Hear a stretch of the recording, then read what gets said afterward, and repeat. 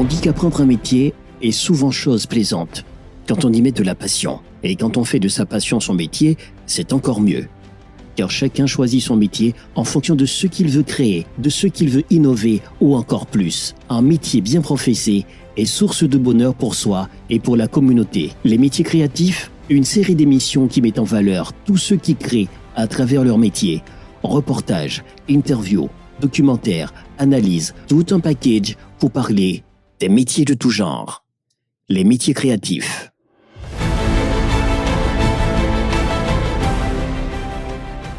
Moi, c'est Jos Varin, créateur de podcast. Moi, c'est journaliste et puis moi, étudié les relations internationales.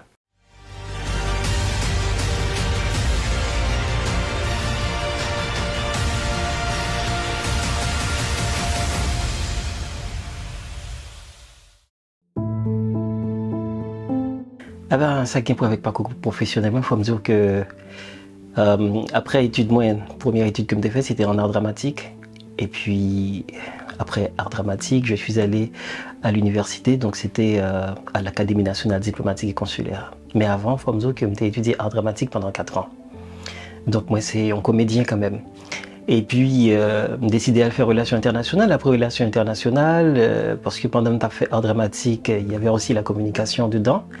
Et puis, c'est comme ça que moi, j'ai exercé journalisme et qui était comme le métier d'amour, mon métier de rêve. Et jusqu'à présent, c'est là que je me sens bien. Podcast, d'abord, c'est une contraction entre iPod et broadcast. Les popularisé, c'était en 2004 avec Ben Hammersley, qui est un journaliste BBC, en fait, une chaîne britannique. Et c'est comme je dis là, donc son contraction que lié. Donc à partir de 2004, ils ont commencé à parler de podcast. Mais il y a des gens qui parlaient de netcast, il y a des gens qui parlaient de audiocast, il y a plusieurs appellations qu'on est capable de. Donc podcast, ça, normalement, c'est justement une émission ou bien n'importe audio qu'on est capable de prendre et puis vous mettez le son internet, vous mettez d'un côté.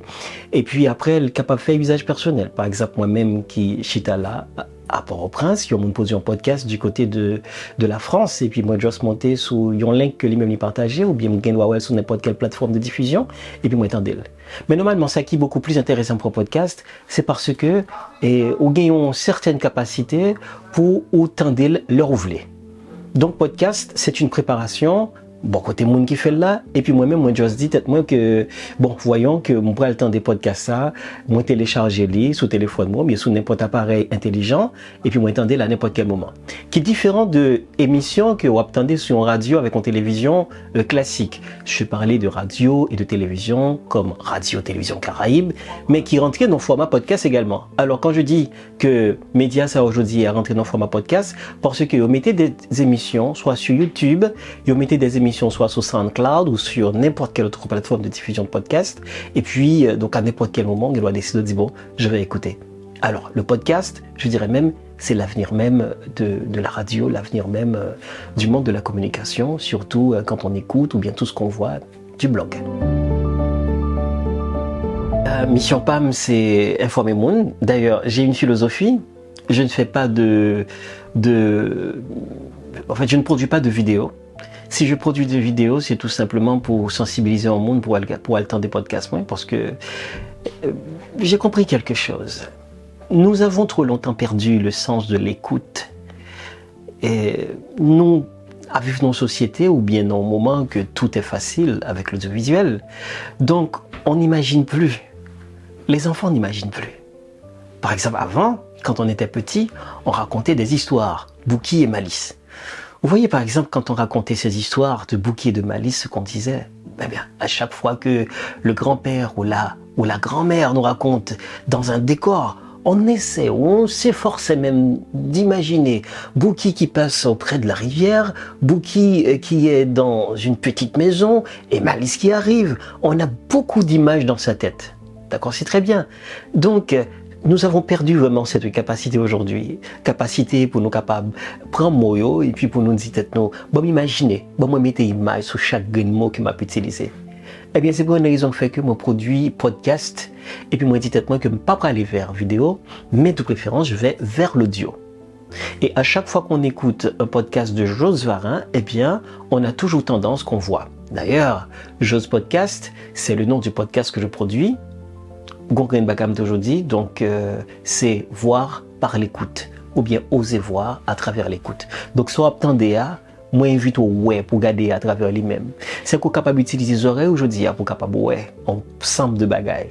Ça me dit, c'est vrai, c'est un petit peu philosophique, ou du moins c'est poétique, pardon.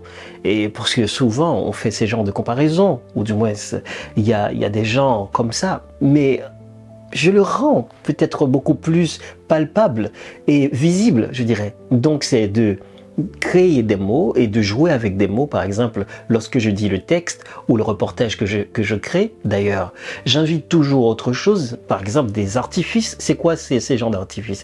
Ce sont des bruitages que je fais préalablement. Par exemple, si je me connais que moi le fais, un podcast et que j'aurais besoin de ça. Le son de la main, eh ben, le battement de la main, ou du moins c'est le bravo, ou n'importe quoi. Qu'est-ce que je fais? Donc je pars et dans le studio et je le produis. Et si j'ai besoin de quelque chose d'autre, donc je le fais. Et si je peux pas produire, je vais aller sur Internet. Qu'est-ce que je fais? Donc je prends quelques bruitages que moi-même je peux pas produire, et puis mettez dans le contexte ça que j'ai besoin, hein, juste pour capable vivre à travers podcast que m'ont créé chaque situation. Et je me permets également à travers mes podcasts de créer des situations peut-être que moi pas tout est. Des situations sérieuses, ou bien des scènes que mon raconté me dit, mais écoutez, donc il est arrivé, il a pris son arme, il a tiré, mais avant de tirer, voilà quel geste il a fait, donc il a frappé la main sur la table, il a tapé la main sur la table, il a fait ceci, il a fait cela. Donc qu'est-ce que je fais? J'imagine le personnage qui entre dans la pièce avec une voix, et puis qui commence à faire telle ou telle chose. Oui, certaines fois on me dit que c'est de la fiction, mais je m'en fous. C'est ma manière à moi. C'est ma manière donc de sensibiliser. C'est ma manière de jouer sur l'émotion de chacun. Alors comme ça, je produis J'ose Podcast pour revenir donc à ta question, qui est mon petit monde à moi et que moi partager avec un peu de monde à travers l'histoire que m'a raconté. Philosophia, c'est fois ouais à travers écoute, d'accord? Pour me capable bien centrer question qu'on posait à, pour bien centrer réponse là, philosophie objectif là, c'est fois ouais à travers l'écoute. Mais fois ouais à travers l'écoute, c'est informer au dos ensemble de bagages qu'on pas de connaît. D'ailleurs, je le fais toujours avec des sujets historiques ou bien d'autres sujets peut-être qu'on pas de connaît, bagages qui passaient depuis très très longtemps. Et puis je viens et voilà, je travaille là-dessus. Autre chose, c'est que cette capacité que j'ai dans la question de podcast, c'est que je suis un acteur voix off. Et c'est que je peux jouer des personnages autant que je veux, autant que je peux. Par exemple, si je joue des personnages, si c'est un personnage un peu grotesque ou un personnage avec une grosse voix, même si en parlant j'ai une petite voix, mais je peux produire des voix. Parfois les gens disent, est-ce que tu réalises ça tout simplement à partir de logiciels? Je dis non, mais attention, je fais pas ça avec des logiciels. C'est que quand je parle, j'essaye tout simplement de remettre la voix, tout ça, donc épouser n'importe quelle voix que je veux. Voix de femme, voix d'enfant, voix d'homme grave, tout ça, médium. Donc je suis allé vers des registres vraiment, des registres différents. Ce podcast, c'est après un voyage que j'avais fait aux États-Unis d'Amérique. Bon, c'était pas un simple voyage, c'est que j'étais en stage de formation aux Nations Unies et c'était en 2015. À l'époque, j'étais très jeune journaliste, et puis je me suis dit, bon, écoutez, j'ai commencé à comprendre quelque chose. Je me suis dit, je vois qu'il y a un changement.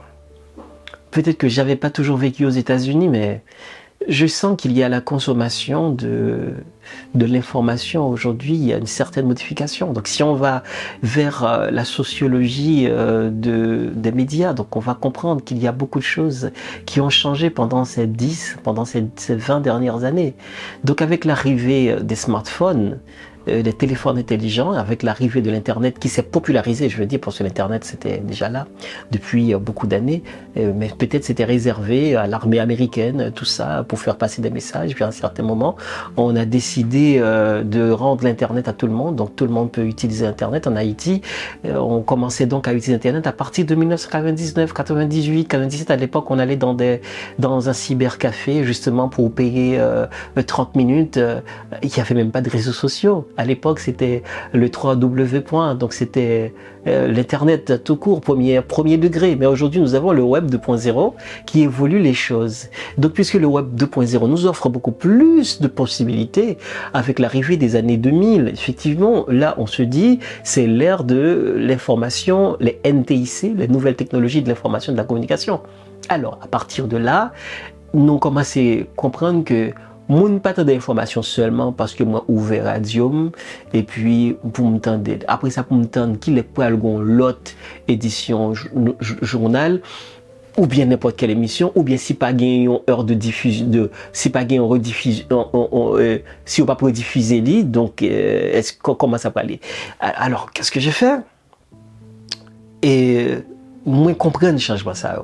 Parce que les mois arrivés, moi regardez moi ouais, que on monte en taxi ou chita et dans deux sièges chauffeur là, un écran pendant qu'on attend qu'on arrive qu'on doit privé pour regarder une émission qu'on a raté par exemple Good Morning America, tout ça qui peut être en podcast et que y repasser ou bien prendre quelques séquences solides ou bien regarder BBC et autre chose, des animateurs, des présentateurs, je me suis dit ah ben mais c'est très bien. Donc ça veut dire qu'il y a un changement. Maintenant, le consommateur est devenu maître de ce qu'il veut écouter. C'est qu'il décide quand l'écouter ou quand regarder. Il fait ça pour le faire. Il dit bon, je dis à tout le travail moi m'a fait, eh bien, bon, mais c'est fait travail moi, mais pendant que m'a fait travail moi, bon, mettez casse moi dans oreille moi pour me donner telle émission que me pas de attendez. Il me dit bon, mais voilà, ça change. Donc si ça change, ça peut changer également en Haïti, bien que ça prend du temps effectivement. Et puis je me suis dit bon, lorsque je vais revenir dans mon pays, voilà ce que je vais faire. Je vais produire un podcast, mais dès le départ, c'était pas un podcast. Dès le départ, c'était une web radio. Mais créer donc une radio sur Internet, c'est pas facile en Haïti. Parce que quand tu envoies donc un lien pour demander à quelqu'un de t'écouter, ou du moins parce que tu as une web radio, la personne va vous dire, écoutez, moi, j'ai pas beaucoup de mégabytes à gaspiller. À écouter donc une web radio, non, ça c'est pas bien. Et de là, je réfléchis un petit peu sur les différentes manières de créer cette web radio, parce qu'avant, je pensais avoir un grand studio, tout ça, mais tout simplement une radio qui émet seulement sur Internet. Mais ça allait coûter beaucoup d'argent. Non seulement ça, mais pour faire un plan Internet, ou du moins, il suffit tout simplement que tu aies un abonnement Internet avec un pile d'argent pour être capable de faire. Après ça me dit, bon, me simplifier, je crée des podcasts. Et puis, c'est comme ça, je viens avec Just Podcast et je me rappelle le premier épisode que j'ai créé, c'était la colère des présidents.